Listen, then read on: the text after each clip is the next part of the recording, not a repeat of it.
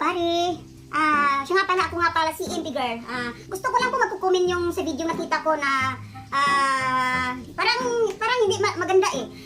Yung mga driver ng tricycle, wag mong laitin. Kung gusto ka talagang sumikat o gusto ka talagang isa kang vlogger, wag ka lang manglait ng mga tao. Yun lang talagang yung ma-advise ko sa'yo.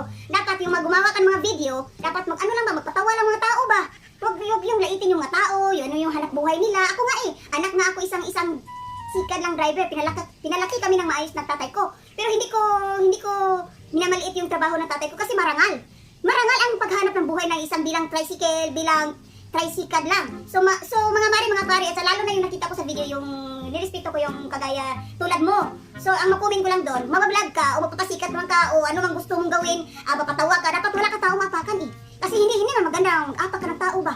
Kasi yung mga followers mo, yung mga lalong magiging haters sa'yo. So kung gusto mo pasikat lang talaga, pag gusto kang kumita, wag ka naman magawa ng video na hindi maganda. Kasi lalo na yung mga naka-follow sa'yo, hindi maganda. Lalo na yung sa ginawa mo, hindi talaga nakakatawa, yun lang.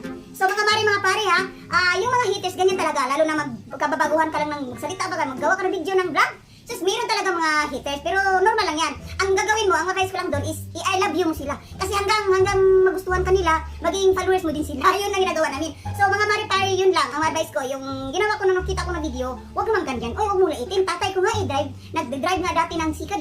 Hindi na nilalait kasi yung paghanap buhay nila ng tricycle, yung driver, yung paghanap buhay ay isang marangal. Kaya yung advice ko lang sa'yo, gumawa ka ng video para mas lalo kang marami ka followers at saka subscriber at marunong manood sa video mo. Yun ang mga good vibes. Huwag namang manglalait, hindi yung maganda. Yun ang talagang advice ko. Ha? Sige, salamat.